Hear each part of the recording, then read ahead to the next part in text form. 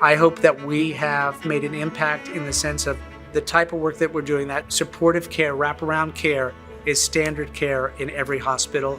I hope the center is strong and around long after I leave this planet. And to me, that's the best success. And that's the greatest legacy.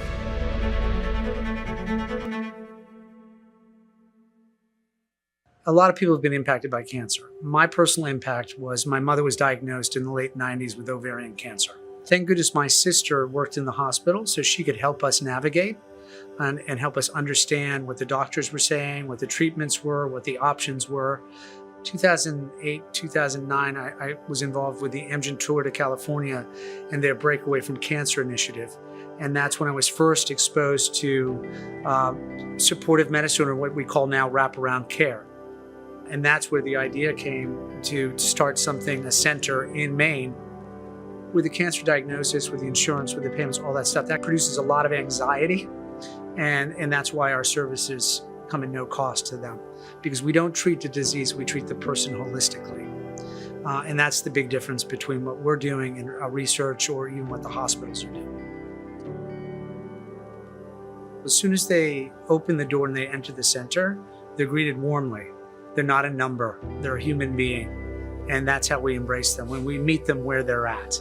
That's the most important thing. You know, we talk about points of light. The first point of light is the person they come in contact with at the desk. Usually a lot of the volunteers are survivors, so they immediately have a great connection with that person first coming in.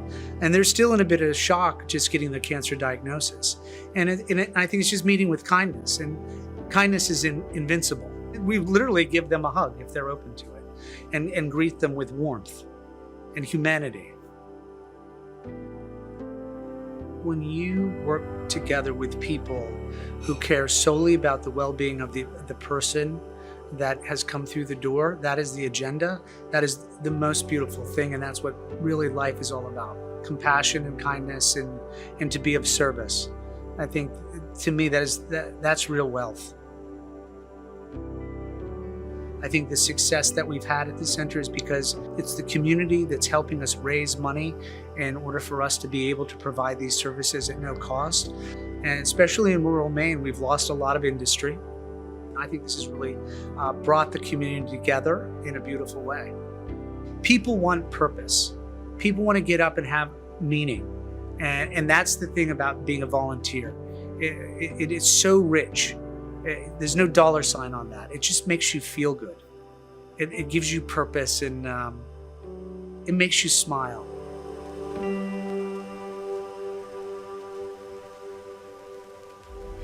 Please welcome to the stage 2024 George H.W. Bush Points of Light honoree, Patrick Dempsey.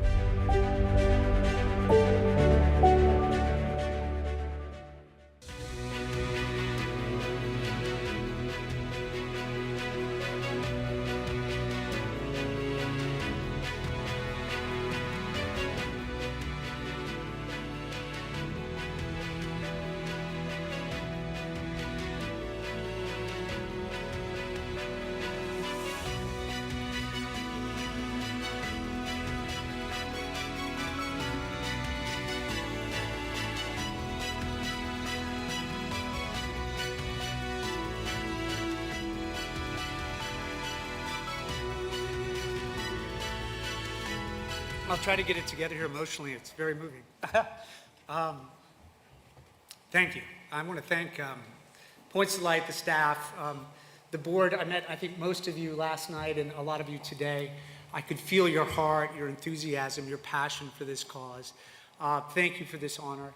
The Bush family, thank you very much. Believe it or not, we're actually neighbors in Kennebunkport. I live across the street in a little place next door. And I remember moving in, and I got called up to come visit the president. And I went over immediately, and he sat down, and we started talking, and we made a connection immediately. And of course, at the club to play some golf. I don't play golf very well. I kind of hack around, but I really enjoyed it, and I felt welcome to the community. And the longer our family stays there, the more of an impact we see of how much they have given back to the community. Of course, he spent so much time there growing up as a child. It was his real soul was there in the community, and you could feel that with everyone. And I think he's taught me a lot in giving back in what we do at the center. Neil, I'm as emotional as you are right now because it means so much to me to be here, to be talking about this cause of wraparound care. I'd like to just ask the audience, or all of you tonight, how many cancer survivors do we have in the room right now? So there we go. Indeed, indeed.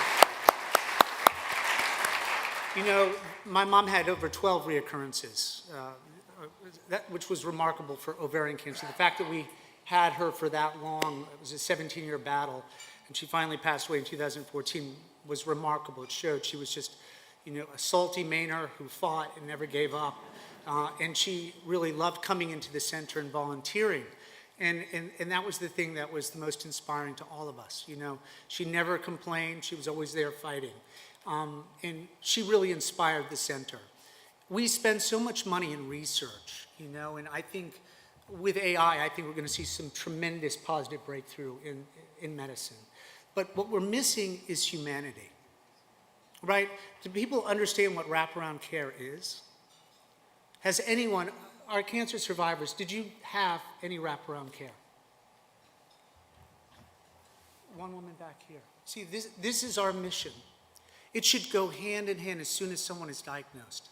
And what we do is that we invite them in, we talk, and we show them our you know, what we can offer them. Reiki, acupuncture, and of course counseling is the most important thing.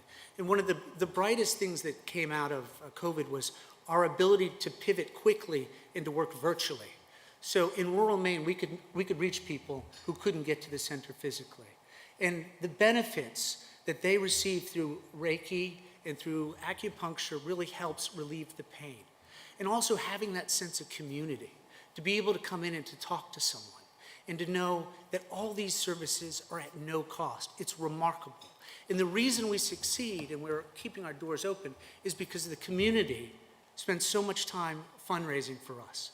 We have great support individually, our local businesses, also our national corporations have stepped up and helped us tremendously. We're servicing more people. The need is so great. This is something that should go hand in hand as soon as someone is diagnosed, because we forget. We can treat the disease, but we don't heal the person once the disease has been treated. And these people are left alone, wondering, what do I do?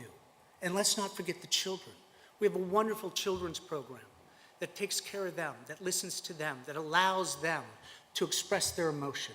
And also the caregivers. The pressure of the caregivers is immense. Having to be strong, having to listen to the doctor, making sure they're taking all the notes down. We have a place for them as well. So we service everyone who is impacted by cancer. This should just be standard care. So our goal is the National Institute of Health. I hope one day that they accept this as a standard part of care for cancer, because it is needed. We need our humanity in our caregiving.